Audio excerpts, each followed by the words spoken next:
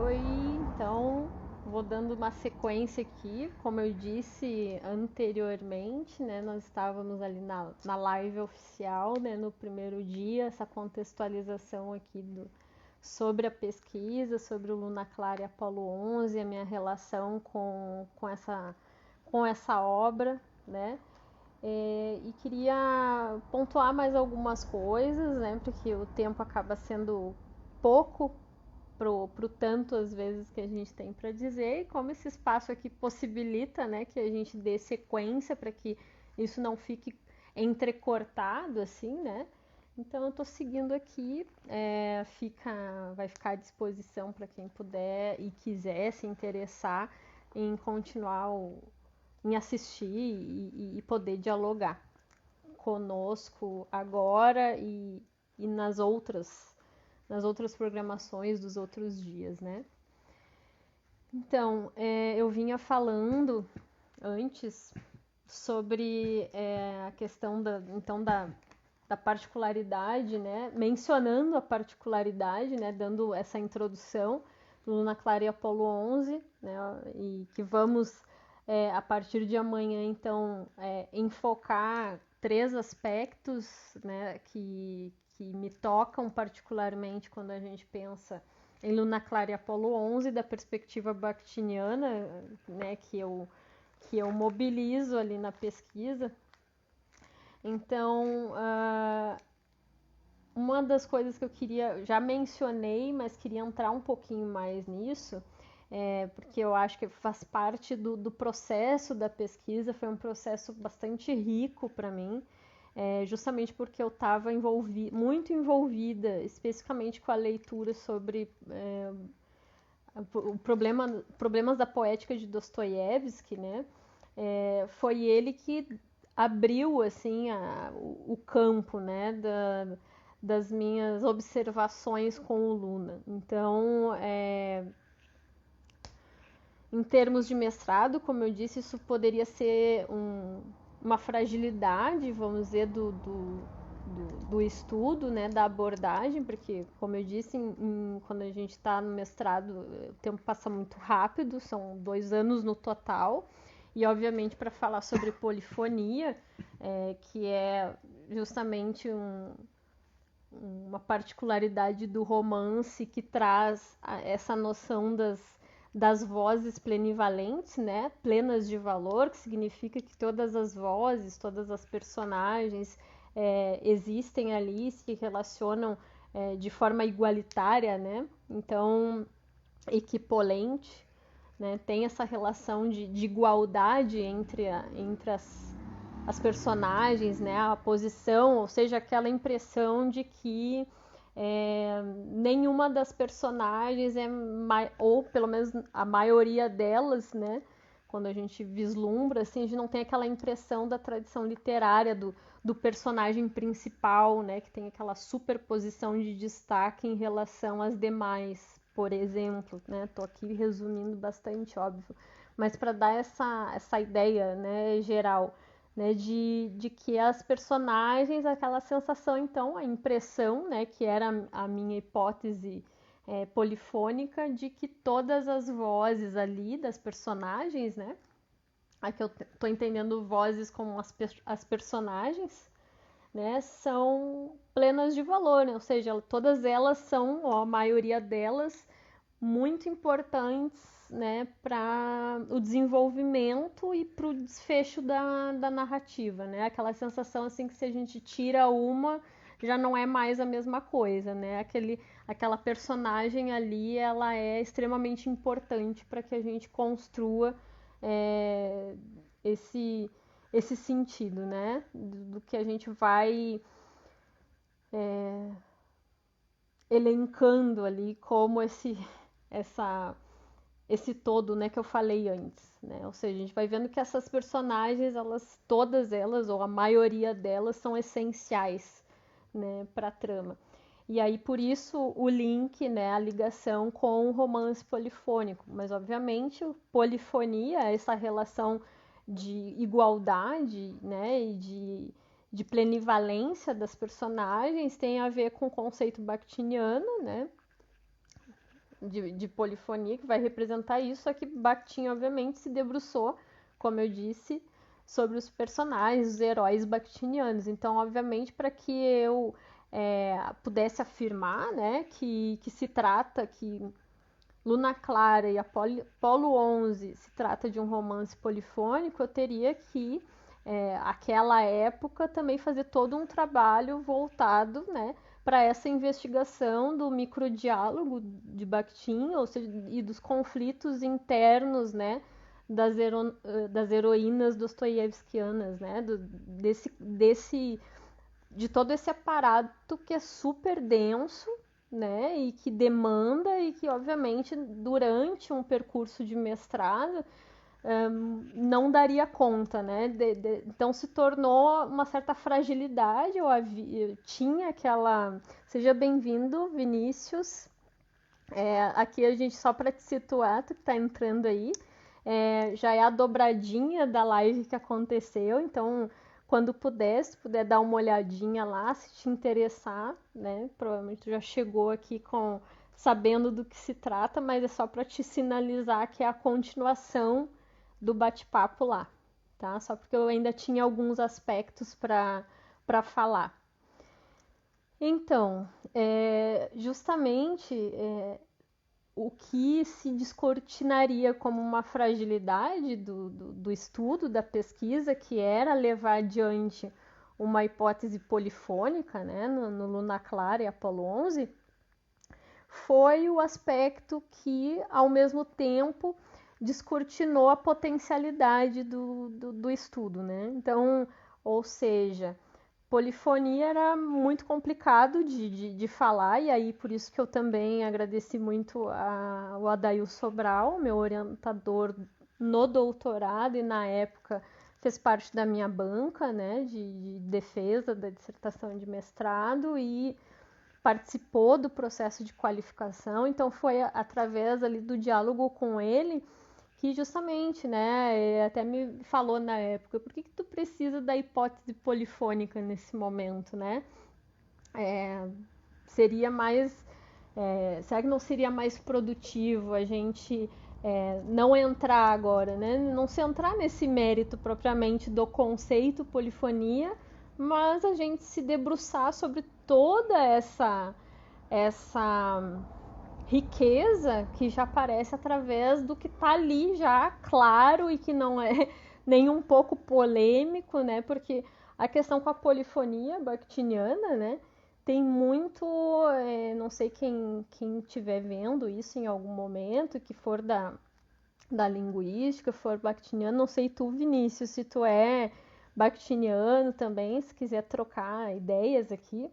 Mas lá na época, no mestrado, né, quando eu tinha muito essa impressão, com todos que eu ia falar, os professores mesmo, né, quando eu ia falar, olha, eu tô estudando aqui Problemas da Poética do Dostoiévski, tô vendo polifonia num romance de literatura infanto-juvenil, né, então era quase assim, às vezes parecia que era a Joana d'Arc da linguística aplicada. Não, mas calma, né, sempre aquele alerta, assim.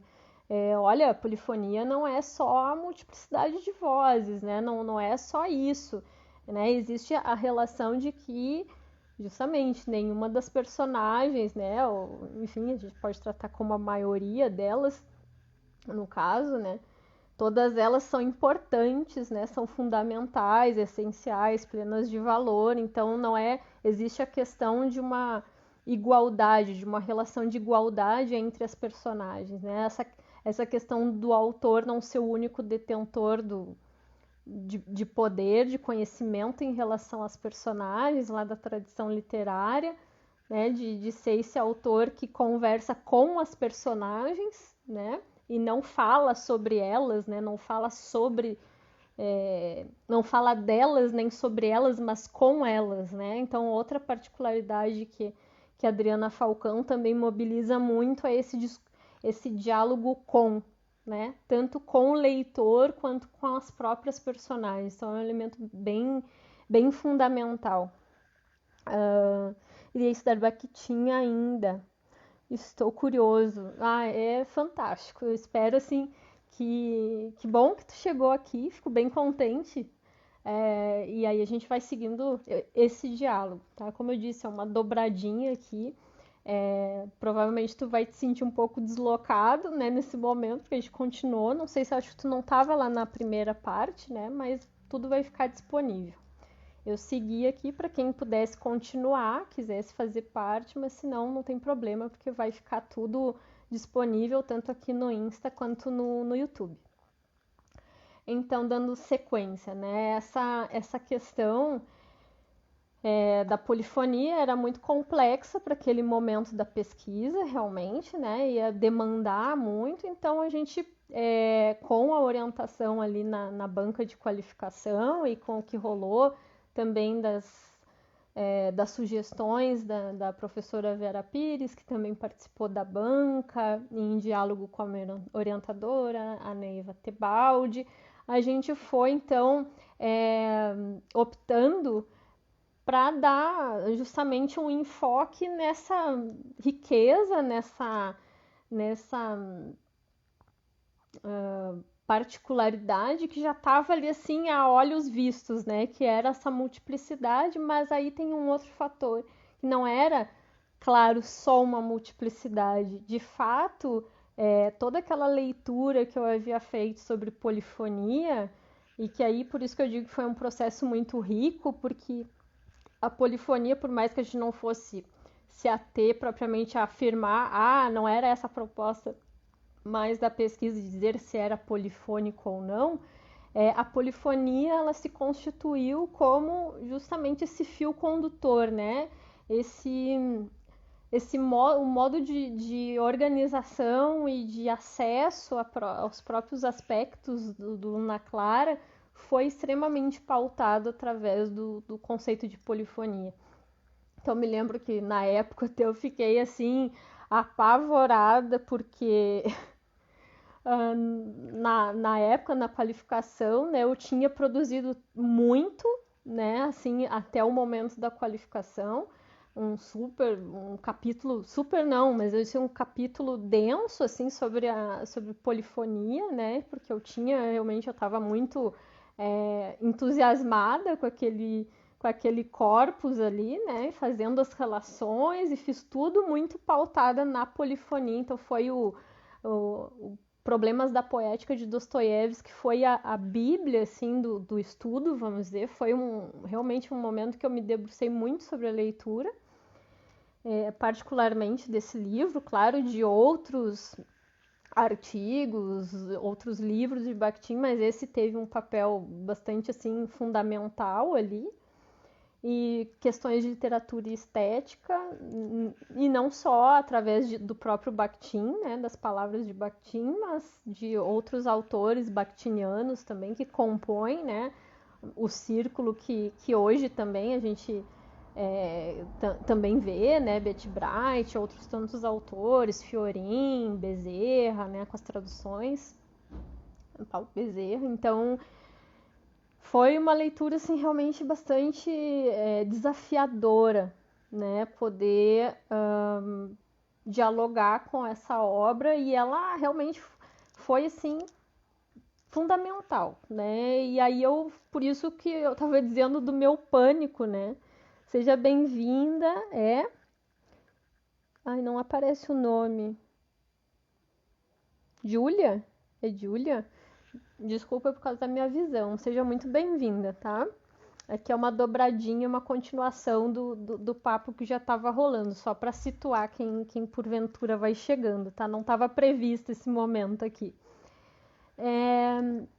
Então, assim, esse momento da polifonia, como eu ia dizendo, foi muito importante. Eu fiquei, na época da qualificação, um pouco apavorada, assim, porque eu pensei, nossa, né, a orientação está sendo que eu siga um outro caminho, não propriamente da hipótese polifônica, né, de dizer que Luna Clara e Apolo 11 era polifônico, porque Bakhtin diz que isso é importante ressaltar, né, as ideias vão vindo assim, que Dostoiévski é o autor, é o autêntico criador da polifonia, né, então ele vai dizer que o conceito polifonia, dessa relação de igualdade entre as personagens e dessa comunicação com essa particularidade toda, é uma particularidade de Dostoiévski, né? Então, ou seja, ele fala sobre Shakespeare, outros autores que conseguem, né, que desenvolvem graus, níveis de polifonia, mas que só Dostoiévski, né, que foi o autêntico criador, onde ele percebeu essa particularidade que diferia, né? Então, em termos de romance monológico, né, transitando aí para o romance polifônico, né? Então, eu estava vendo esses aspectos, né, de polifonia num romance de literatura infanto-juvenil, né, o Luna Clara e Apolo 11 da Adriana Falcão. Então, para quem está chegando aqui, e obviamente isso era um pouco, né, era quase uma heresia, assim, né, porque obviamente né, era uma coisa que a gente não pode sair falando assim que é polifônico, porque é um conceito extremamente complexo, né, então que não tinha como naquele momento do mestrado, pelo tempo, por tudo que seria demandado de entrar nisso. Aí eu pensei, tô perdida, né, eu fui toda por um caminho da polifonia e agora fiquei pensando assim, vou ter que fazer toda a pesquisa com outro viés, mas não se tratava disso. Muito pelo contrário. E aí, o que aparentemente era uma fragilidade, né, que me gerou essa impressão, virou a potencialidade, como eu vinha dizendo, do estudo. Porque a polifonia foi justamente o que foi dando forma, né, à própria análise. Então, ela não foi abandonada. Né? Eu fui discutindo, obviamente, sobre aquilo que era possível naquele momento, né? Naquele contexto da pesquisa, né? Sobre a questão da multiplicidade de vozes e dessa organização criativa de vozes que a Adriana instaura, né? Como autor-criador ali. E a luz da polifonia, né? Por isso que a gente mantém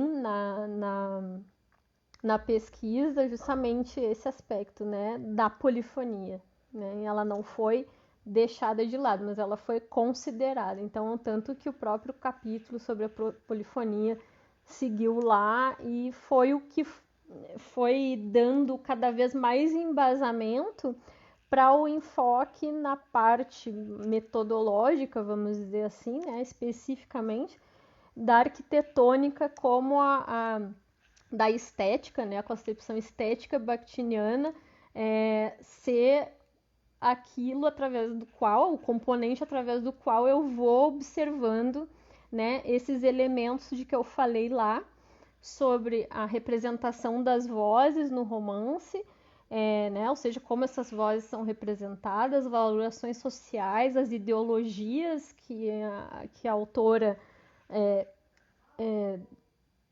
incorpora ali naquela trama, né? A questão do diálogo, como ela dialoga com o leitor, os recursos que eu vinha falando também, e como ela organiza, né? Ela dispõe essas vozes, como é que ela coloca essas vozes a dialogarem através da narrativa. Né? E aí nós temos o que eu vinha falando lá sobre conteúdo, material e forma, que são elementos que dão forma a esse olhar arquitetônico, ou seja, esse modo de dizer particular do autor, né, como é que ele mobiliza esses aspectos, né, social, cultural, como ele dialoga, como ele organiza essas relações todas. Então, eu só queria falar sobre a importância que tem o conceito da polifonia para a construção, né, da pesquisa, do processo, da caminhada da pesquisa. Né? Então, tudo foi à luz da polifonia. Então, foi um processo muito rico, assim, muito rico, que eu queria compartilhar um pouquinho, já que a gente está falando da história da pesquisa, dessa introdução, né, desse aquecimento, para que a gente possa entrar a partir de amanhã nesses elementos propriamente da análise, né, como eu disse antes. Então, acho que é isso, gente. Claro, já falei da inter-relação entre conteúdo, material e forma, né? Então, essa voz social ideológica, o material é a materialidade, justamente, é como se dialoga através da linguagem. Então, o campo, né? Como o fazer estético dela, né, se articula através, né, justamente dessa composição, né? Que se dá através da linguagem, no caso do romance, né? E como essas vozes todas são representadas, dialogam entre si e se organizam, né? A partir dessa posição desse autor, que não é mais a pessoa, como eu disse lá, mas é o autor criador, né? Essa personagem dela mesma, e que também possui uma valoração ali, né? Uma posição, um modo de ver e sentir o mundo em interação com todos esses elementos, né? Então, isso era bem importante dizer. Então, eu já disse que como referências eu também, além de Bakhtin, né, outros autores que também se debruçam sobre o pensamento bakhtiniano e o círculo, né, o chamado Círculo de Bakhtin. Faço também uma contextualização na época da literatura infanto-juvenil, né, do cenário literário. Então, Nelly Novaes Coelho, a Marisa Lajolo, Regina Zilberman são algumas autoras aí, as autorias que eu utilizo, justamente também para que a gente faça essa contextualização da época, né, porque eu digo que o Luna Clara e Apolo 11 tem uma extrema particularidade em relação a outras histórias, né? Justamente por isso, eu vou fazendo essa contextualização para dizer por que justamente que Luna Clara e Apolo 11 se destaca no cenário literário, né? Infantil e infanto-juvenil, né? Então, essa contextualização foi bem importante no sentido de dialogar, né? Então, ali nós tínhamos as categorias, aspectos estilísticos e estruturais mais ligados ao âmbito da literatura e que eu utilizei para dialogar com componentes da linguística propriamente dita, né, de Bakhtin, para falar sobre essas especificidades, né? Então, só para situar um pouquinho o que pode encontrar lá, né? Então, além da polifonia, obviamente, do pensamento bakhtiniano, tem essa contextualização literária que também se dá ali e conversa com tudo que, obviamente, vai se dando ali. E a ideia, obviamente, do estudo é trazer essa contribuição, né, no sentido de divulgar, né, o Luna Clara e Apolo 11. Então, como esse romance, quem está chegando agora, eu já falei antes, mas vou repetir, é um livro que tem 328 páginas, né? Então quando a gente pensa literatura infantil, infanto-juvenil, geralmente não é o que vem à nossa mente, né? Um livro assim tão denso, e que traz, né, uma riqueza não só através da multiplicidade, mas na forma de organização, né? Então, como a Adriana Falcão literalmente arquiteta essa trama, né, que é um desafio muito grande. No dia 4 a gente vai poder dialogar ao vivo com ela e poder falar sobre isso, porque existem muitas curiosidades também em termos dessa construção arquitetônica, né? E a ideia justamente é dar visibilidade, né? O estudo busca dar visibilidade a esse fazer artístico, né, em comum, né, de maior proximidade, né, que o autor consegue estabelecer, parece, uma maior proximidade justamente nessa tríade, né, entre autor, leitor e personagem, que eu vinha já falando antes. Então, claro, quem está aqui, eu vou situando assim, né, vocês vão se sentir um pouquinho deslocados aqui, quem está chegando agora, mas tem ali a primeira parte, aí quem quiser, tiver interesse, tudo acho que vai fazer mais sentido, né? Então lá eu já vinha explicando que obviamente a gente vai dar sequência ao diálogo, e esse estudo particularmente, né, em termos da contribuição que eu espero, né, que a gente sempre espera que a pesquisa ela venha contribuir para, como eu disse, dar visibilidade, ao mesmo tempo trabalhando com essa categoria linguístico-literária, ou seja, de de ver essa relação extremamente poética entre língua e literatura, né? Quando a gente associa, né, um campo lá que está classificado como linguístico, mas eu poder ver isso na literatura, que é justamente o próprio movimento bakhtiniano, né? Em termos que a gente vê um afastamento quando a gente percebe olhares dicotômicos, né, que dizem, né, de literatura e linguística como naturezas apartadas, quando na verdade a gente sabe que não é assim, né? Mas eu me senti muito feliz, justamente, reitero aqui, de poder estar trabalhando, de ter descoberto um autor como Bakhtin, que se localiza, assim, né, no campo da linguística, mas que abre possibilidade para pensar literatura e tantas outros corpos, né, artísticos, inclusive hoje com pesquisas não só através assim da linguagem verbal, né, escrita, mas verbo-visuais e visuais, como é o meu caso no doutorado com a dança, né, Bakhtin e dança, né, que vai ser um outro assunto, mas é justamente essa contribuição também com os estudos bakhtinianos do verbo visual e do visual, porque o livro também da Adriana Falcão tem um forte elemento valorativo ali na questão da verbovisualidade, né? Das imagens que também aparecem ali e comunicam, dialogam em pé de igualdade ali com o texto, né? De novo, aquela sensação que se a gente tirar aquela voz ali daquela imagem, não é a mesma coisa, né? Então a gente precisa entender as coisas, os elementos, né? Em relação, em articulação, em diálogo, né? Então é isso, gente. Eu agradeço a presença de vocês. Quem chegou agora, a ideia era só fazer essa dobradinha para finalizar, né? Para não cortar.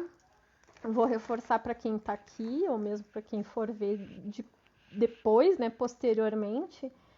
Amanhã, então, a gente vai entrar propriamente. Aqui era um momento de contextualização, de introdução desse quadro do coração da pesquisa e explicar um pouquinho sobre como surgiu a ideia da pesquisa com Luna Clara, de pessoas que fizeram parte da caminhada, como eu disse, dos autores, né, e de poder trazer um pouquinho, ter esse momento aqui com vocês de a gente se conhecer um pouco melhor, que não tinha tido ainda, né, esse momento meu, sempre eu falando com alguém, né, nos últimos tempos, então já era um intuito de muito tempo, como eu vinha falando. E como eu disse no primeiro momento da live, né, da live oficial, aquela que estava programada, né, amanhã a gente vai falar especificamente, então, sobre, aí vamos entrar mais no aspecto da análise, né, das vozes sociais, né, como a autora representa essas vozes, né, através dos nomes e das marcas discursivas das personagens, já adianto um pouquinho, e também da transformação que vai se dando nesses mesmos termos a partir da interação dessas mesmas personagens ao longo da trama. Então, são alguns aspectos que eu vou trazer em relação às vozes sociais, né? Então, ao aspecto que a gente localiza em termos de arquitetônica o conteúdo, né? De novo, entendendo esses elementos, né, como interdependentes, mas que eu vou separar aqui apenas como um processo didático, assim, para situar qual é a característica, né, que a gente está dando mais enfoque aqui, na época da pesquisa e agora. Na quarta-feira a gente vai falar sobre os aspectos do diálogo, né? Então, da materialidade especificamente, então quais são as estratégias enunciativas que a autora mobiliza para dialogar com as personagens e com o leitor, né, na trama. E no terceiro dia, na quinta-feira, especificamente como é que se dá a organização dessas vozes, né, como é que se dá essa relação, né, nessa trama, para que a gente entenda como é que funciona essa arquitetônica bakhtiniana quando a gente pensa nessa obra. E, enfim, como eu disse, é o meu olhar, né? E, obviamente, vai ter outros tantos olhares. Quem já conhece a obra e também tiver aspectos para compartilhar, vai ser um prazer receber, né, as considerações, dúvidas, enfim. E amanhã a gente continua, tá? Conversando sobre isso. Eu vou ver aqui vi que tem um comentário. Você falou sobre um livro infantil. Queria recomendar para minha cunhada adolescente que está começando a amar a leitura agora. Luna Clara e Apolo 11. É essa série de lives que está começando hoje. Chegou bem na hora oportuna. Estou falando sobre a minha pesquisa em relação a um livro de literatura infanto-juvenil da Adriana Falcão, que se chama, como eu disse, já falei o título, né? Luna Clara e Apolo 11, que é fantástico. Ele é fantástico para todas as idades, né? Então, assim, livro bom não tem idade, né, gente? É um livro de 328 páginas que a gente lê, assim, ó, sem esforço algum. Depois eu vou anexar novamente as referências, tá? Aqui nos comentários eu passo todas as referências e também da minha pesquisa. E a gente vai hoje, o papo começou justamente com essa introdução, né, sobre a pesquisa, na primeira live, como eu disse, e amanhã, quarta e quinta, a gente vai justamente entrar mais nos pormenores, nos exemplos, né, e desses aspectos que eu vim comentando aqui, para entender como é que funciona essa arquitetônica da Luna Clara associada a essa perspectiva do filósofo Bakhtin, que é o que é um dos objetivos aqui do canal, de trazer para esse universo assim mais íntimo, né? Então, dessa filosofia, dessa forma de ver e sentir o mundo. Certo, gente? Então foi um prazer, muito obrigada pela presença de vocês e das pessoas que porventura ainda cheguem e se interessem. Quem gostou, eu gostaria de pedir também que passe adiante também os diálogos, que compartilhem com quem acha que pode se interessar, né, pela temática. Aqui o canal ele é voltado para que a gente aborde vários assuntos artísticos, acadêmicos ou não, trazendo os aspectos da filosofia bakhtiniana, né, do filósofo Mikhail Bakhtin. Para quem está chegando pela primeira vez e não necessariamente é dessa esfera, mas é a gente poder discutir, dialogar, né, sobre as nossas práticas, o que nos move, né, com esse olhar ao mesmo tempo de Bakhtin, que aí a minha função aqui, meu papel, eu não gosto nem de falar função ou papel, mas eu digo eu estou aqui também para um dos objetivos, aliás, né, é que a gente possa falar de Bakhtin, tem muita gente que não conhece, é um filósofo da linguagem, e para que a gente possa conhecê-lo também não só de uma forma, de maneira formal, né, teórica, mas refletindo sobre a vida e sobre os nossos fazeres, assim, as nossas práticas, né, sendo da academia ou não. Então, eu espero que vocês tenham apreciado, que sigam aqui, que a curiosidade siga com todos nós, porque é ela que nos leva a outros lugares, né, que são inimagináveis e muitas vezes libertadores, né? Então foi um grande prazer. Peço que quem gostou também, nós temos o perfil no YouTube, né, o canal no YouTube, né, além do Insta aqui.